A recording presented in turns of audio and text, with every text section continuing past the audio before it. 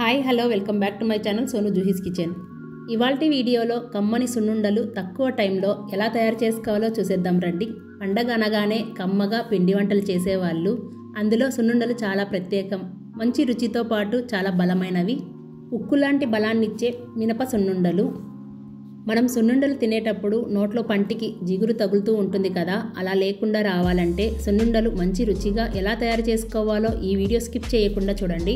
చాలా సింపుల్గా క్విక్గా చేసుకోవచ్చు. మామూలుగా సున్నుండలు చేయడం అందరికీ తెలిసే ఉంటుంది. తెలియని వాళ్ళు ఎవరైనా ఉంటే ఒక్కసారి ఈ విధంగా చేసుకోండి, చాలా రుచిగా ఉంటాయి.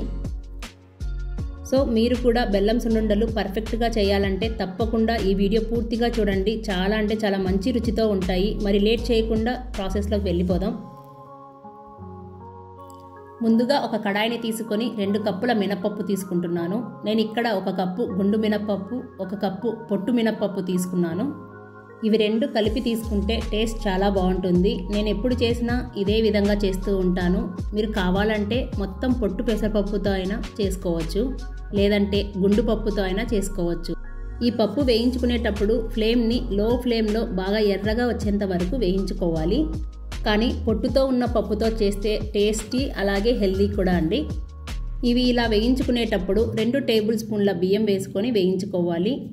ఈ బియ్యం వేయడం వలన సున్నుండలు తినేటప్పుడు పంటికి అక్కడక్కడ కాస్త జిగురు తగులుతూ ఉంటుంది కదా, నోటికి ఆ విధంగా లేకుండా చాలా బాగుంటుందండి. అందుకని 2 టేబుల్ స్పూన్ల బియ్యం వేసుకోండి. బియ్యం మరీ ఎక్కువగా కాకుండా 2 టేబుల్ స్పూన్ల బియ్యం వేసి వేయించుకుంటే సరిపోతుంది. ఈ పప్పు వేగడానికి కనీసం 15 నుంచి 20 నిమిషాలు టైం పడుతుందండి.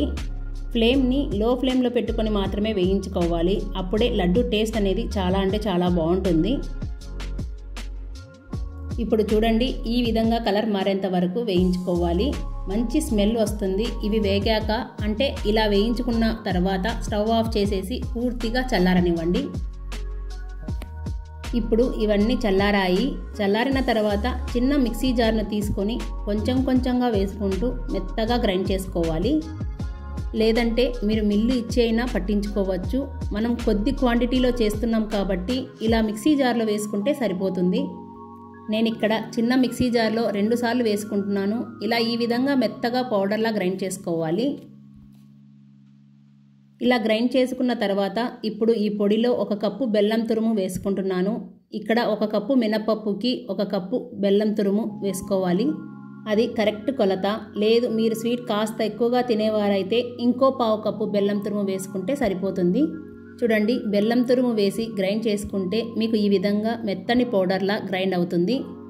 ఇప్పుడు ఈ పొడి మొత్తాన్ని సున్నుండలు చేసుకోవడానికి వీలుగా ఉండేటట్లు ఒక వెడల్పుగా ఉన్న గిన్నెలోకి తీసుకొని పక్కన పెట్టుకోవాలి. చిన్న మిక్సీ జార్లో అయితే బాగా మెదుగుతుందని నేను ఈ విధంగా చిన్న మిక్సీ జార్లో వేసుకుంటున్నాను. మీరు కావాలంటే మొత్తం ఒకేసారి పెద్ద మిక్సీ జార్లో వేసుకొనైనా గ్రైండ్ చేసుకోవచ్చు. మళ్ళీ ఇదే మిక్సీ జార్లోకి మిగిలిన మినపప్పు 5-6 ఇలాచీని వేసుకొని గ్రైండ్ చేసుకోవాలి. ఇలాచీ వేసుకోవడం వలన మంచి సువాసన అలాగే ఫ్లేవర్ కూడా చాలా బాగుంటుంది. ముందుగా మినపప్పు మెత్తగా గ్రైండ్ చేసుకున్న తర్వాత ఇంకో కప్పు బెల్లం తురుము వేసుకోవాలి. ఒకసారి గ్రైండ్ చేసిన తర్వాత మాత్రమే వేసుకోవాలి. ముందుగానే బెల్లం వేసి గ్రైండ్ చేస్తే సరిగ్గా మెదగదు.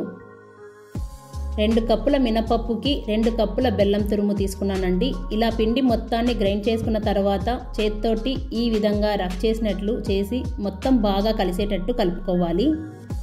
ఎక్కడైనా చిన్న బెల్లం గడ్డలుగా ఉన్నా కానీ ఇలా కలిపితే బాగా కలిసిపోతాయి. కానీ ఈ విధంగా బాగా కలుపుకోవాలి. ఇలా మొత్తం కలుపుకున్న తర్వాత కొద్దిగా నెయ్యిని పోసుకుంటూ సున్నుండలు చేసుకోవాలి. నెయ్యిని ముందుగానే కాచి పెట్టుకోండి. కాచి చల్లార్చిన నెయ్యిని కొంచెంగా వేసుకుంటూ ఉండలు చేసుకోవడమే.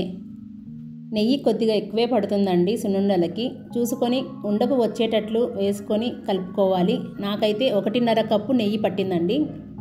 మంచి బలమైన ఫుడ్ అని చెప్పచ్చు. పిల్లలకి రోజుకి 1 లడ్డు చొప్పున ఇవ్వండి, హెల్దీగా ఉంటారు.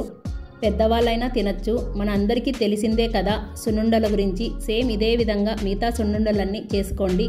నోట్లో వేసుకుంటే వెన్నలా కరిగిపోయే నేతి బెల్లం సున్నుండలు చాలా టేస్టీగా కూడా ఉన్నాయండి. తప్పకుండా మీరు ట్రై చేయండి, మీకు బాగా నచ్చుతాయి.